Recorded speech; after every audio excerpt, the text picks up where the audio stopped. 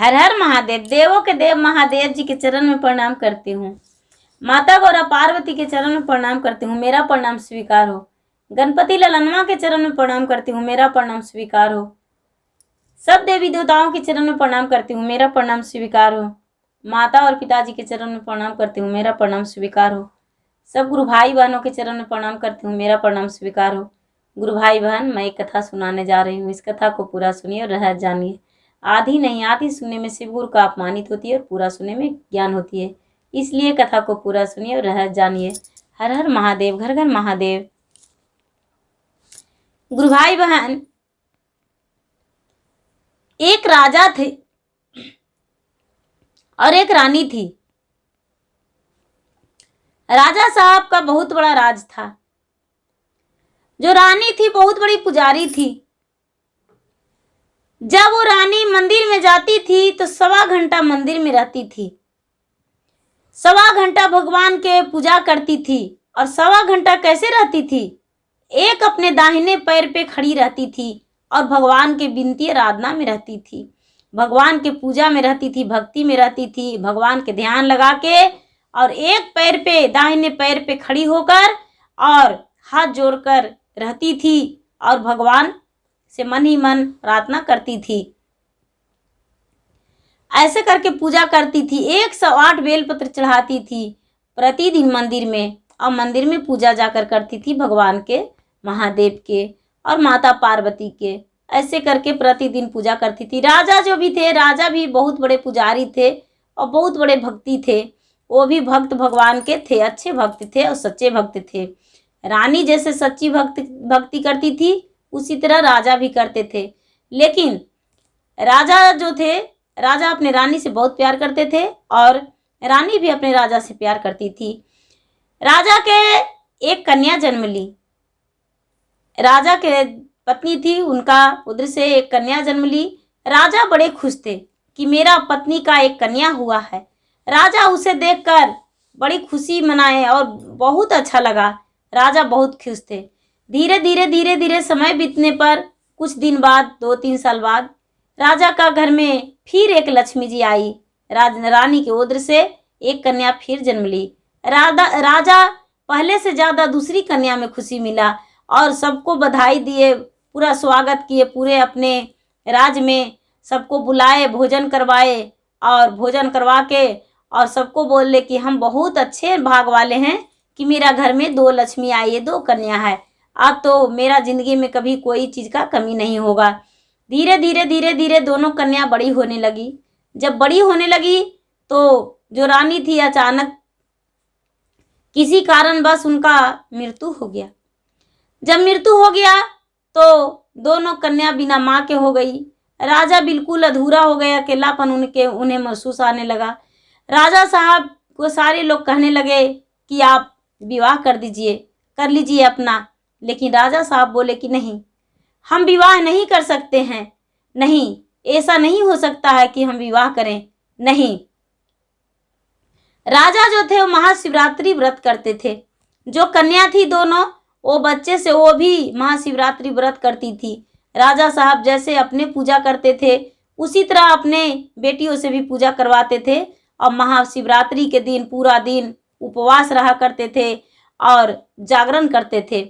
राजा साहब के धीरे धीरे समय बीतता गया। अपने रानी के बारे में थोड़ा सा भूलने लगे और दूसरा विवाह का उन्हें मन में ख्याल आने लगा। जब दूसरा विवाह का ख्याल आने लगा तो राजा साहब दूसरा विवाह कर लिए। राजा साहब दूसरा विवाह कर लिए। उनको जो मंत्री थे, मंत्री ने अच्छे लड़की देखकर और उनका विवाह कर दिए। राजा साहब पहले ही कबूल करवा लिए थे अपने पत्नी से कि देखो मेरा 2 बेटी है, उसे कभी बुरा भाव मत करना, उसे आदर भाव लाड प्यार से रखना और उसको अपने माँ की तरह प्यार देना, अपने बेटी को समझना। ये नहीं सोचना कि हाँ हमारा ये सौतेली बेटी है, नहीं तो हम त्याग कर देंगे। वो जो पत्नी थी वो बोली कि नहीं राजा साहब, ऐसा नहीं होगा, आप जैसा कहेंगे वैसा ही होगा। आपका खुशी में ही मेरा खुशी, आपका भला में मेरा भला है, इसलिए आप इस चीज़ के लिए निश्चित रहिए। आपको बेटी का कभी हम दुखी नहीं रखेंगे। राजा साहब को भी लगा कि मेरा पत्नी तो बहुत अच्छी मिली है। राजा साहब विवाह कर लिए, अपना पत्नी को घर ले आए। पत्नी घर आई। जब पत्नी घर आई तो राजा साहब पत्नी के साथ रहने लगे। उनके साथ दोनों जो बच्ची थी वो घुल मिल कर रहने लगी। घुल मिल कर रहने लगी। बच्चे बड़ी लाड प्यार देने लगी अपने माँ को। इतना इतना माँ लाड प्यार दी, इतना बच्चे को लाड प्यार दी कि राजा को लगा कि अपने जान से ज़्यादा हमारा पत्नी अपने बच्चे को प्यार करती है। बच्चे को भी लगा कि चलो हमको माँ मुझसे बहुत प्यार करती है, बहुत ज़्यादा प्यार करती है। ऐसा ही में एक दिन राजा कहीं दूसरे जगह कोई काम से बाहर निकल गए। कोई काम से बाहर निकल गए और रानी सोची कि चलो मेरा जो लड़की है इस वक्त तो अकेली है, अब क्या करें, उसको इस दिन ऐसा कर देंगे, महाशिवरात्रि को जो नहाई खाई होता है उसी दिन क्या की रानी कि रात्रि के समय में अपने बेटी को बोला चलो मेरे साथ घूमने को लिए। बेटी भी अपने माँ के साथ बहुत लाड प्यार से रहती थी और माँ भी लाड प्यार करती थी दिखावे के लिए, लेकिन वैसा कोई लाड प्यार वो करती नहीं थी। क्या कि बेटी को साथ में ले गई और ले जाकर और एक कुआं था गांव के पश्चिम एकदम अलग, जहां पर कोई घर द्वार नहीं था, बिल्कुल सन्नाटा था, सन्नाटा रहता था। इंजोली पूरा चांदनी रात इंजोरिया था और पूरा देखने में लग रहा था कि दिन के जैसा। वो क्या की कि अपने माँ के साथ चली गई घूमने फिरने और जो रानी थी वो हाथ में रस्सी ली हुई थी, लेकिन एक कन्या को पता नहीं था कि मेरा माँ के हाथ में रस्सी मुझे बांधने को लिए। जब उसी कुएं के पास माँ बैठ गई और कहती है कि बेटी सुनो, तुम्हें कुछ कहूँ? तो ये कहती है माँ क्या बोलेगी, बोली कि बेटी तू खेलती हो तो हाथ पाँव बांध कर खेलती हो ना रस्सी से? तो बोले कि हाँ माँ पहले खेलते थे, बांधा बांधी करते थे। बोले कि लाओ तो देखते हैं बांध के। मजाक मजाक में उसको दोनों पैर बांध दी माँ। बेटी बंधवा ली खुशी खुशी, हाँ माँ इसी प्रकार हम खेलते हैं। बेटी बंधवा ली और बंधवा के बोली कि हाथ भी बांध दो माँ। तो माँ ने हाथ भी बांधी और बांध कर और कुएं में बच्ची को कन्या को डाल दी। कुएं में कन्या को डाल दी। कन्या जब कुएं में डाल दी तो चिल्लाई, माँ तूने ये क्या किया, तूने तो मुझे कुएं में डाल दिया। लेकिन जो बच्ची थी वो इंद्रासन में अंदर में परी रहती थी। कुआं में 7 परी रहती थी, परी के गोद में चली गई। ये जो बच्ची थी वो बच्ची परी के गोद में चली गई। परी के जाके गोद में गिर गई। गोद में परी इंद्रासन में बैठी हुई थी और परी जो गई परी के गोद में बच्ची गई तो परी कहती है कि अरे अचानक एक हाथ पैर बंधा हुआ एक कन्या आई है मेरा गोद में, चलो बहुत सौभाग्य का बात है कि मेरा गोद में एक कन्या आ गया। कहती है कि चलो तू कहाँ से आई हो और इस जगह पे तू कैसे आ गई हो? ये लड़की कहती है मुझे पता नहीं हम कैसे आए हैं, लेकिन सौतेली माँ ने मुझे कुएं में डाल दी है, लेकिन यहाँ आप लोग के पास कैसे आए वो मुझे पता नहीं है। ये जो परी थी वो कहने लगी कि चलो तू मेरे साथ रहो। वो साथ में पूरा रात बिताई। जब रात बिताई तो ये जो छोटी बहन थी वो खोजने लगी अपने बहन को खोजने लगी। खोजते खोजते खोजते खोजते बहुत खोजी, लेकिन बहन नहीं मिली। बहुत रोई गिड़गिड़ाई। जाके मंदिर में, भगवान के मंदिर में महाशिवरात्रि व्रत की थी और महाशिवरात्रि व्रत करके भी और पूरा चिल्लाई, मंदिर में रोई, पूजा पाठ नहीं की और अपने बहन के याद में पूरा रोई। रोते रोते पूरा रात दिन बिता दी, लेकिन बहन दर्शन नहीं हुआ और बेचारी रोती रहती और पूजा पाठ नहीं करती थी। जब उसके पिता आए तो पिता भी कहने लगे वो लड़की थी वो इंद्र में कुएं में इंद्र परी के साथ रहने लगी और उसी के साथ अपना जीवन बिताने लगी। जब राजा आए तो राजा कहने लगे अपने पत्नी से कि मेरा बड़ी बेटी कहाँ गई? रानी कहती है राजा साहब ये तो आप जानते हैं कि हम दिन में अधिक कहीं भी जाते नहीं हैं, कहाँ चली गई है मुझे पता नहीं क्यों और कहाँ गई है ये मुझे नहीं पता है, हम नहीं बता सकते हैं। बोले ऐसा? तो हाँ। राजा साहब अपने बेटी को बहुत पता किए, इधर उधर ढूंढे, लेकिन नहीं मिला। छोटी बेटी से रानी नहीं बताई थी। मौके देखकर इसे भी कुएं में डालने को लिए सोच ली थी मन में ठान ली थी, लेकिन उसे वैसा मौका नहीं मिल रहा था लेकिन कि डाल सके। धीरे धीरे गुरु भाई बहन समय बीतते पूरा 1 साल बीत गया। जब 1 साल बीत गया, जिस दिन नहाई खाई होता है शिवरात्रि का, उसी दिन फिर लड़की अपने मंदिर में, भगवान के मंदिर में गई और जाके भगवान से प्रार्थना करने लगी कि हे भगवान, आज के ही दिन मेरी दीदी घर में थी, लेकिन आज के रात्रि में हमको दीदी कहाँ गई वो पता नहीं। यदि आप मेरे दीदी को मेरे पास नहीं लाइएगा तो आपको मंदिर तोड़वा देंगे और शिवलिंग को खोलवा के फेंकवा देंगे। आपका पूजा हम किसी को करने नहीं देंगे, क्योंकि हम एक राजा का बेटी हैं और जो भी हम कहेंगे वो वही होगा। भगवान डर गए।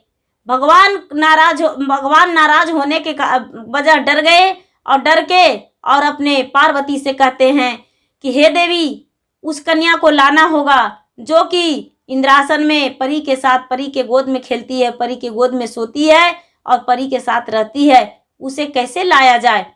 माता पार्वती जो थे वो कहने लगे कि हाँ महाराज, ये तो राजा की बेटी है और इसको बात सारी प्रजा मानेंगे और कोई पूजा पाठ नहीं करेगा और मंदिर तोड़वा देगी, तब हम लोग कैसे रहेंगे?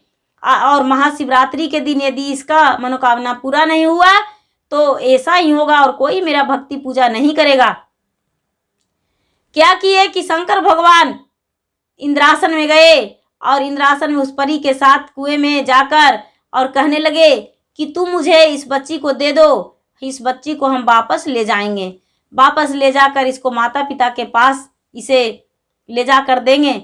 वो लड़की कहती है नहीं बाबा, मुझे यहीं रहने दीजिए, हम तो इनके साथ दोस्त के बराबर खेलते हैं, अच्छा लगता है। बोले नहीं बेटी, तुम्हारा बहन है, वो बहन तुम्हें ढूंढने आई है, चलो।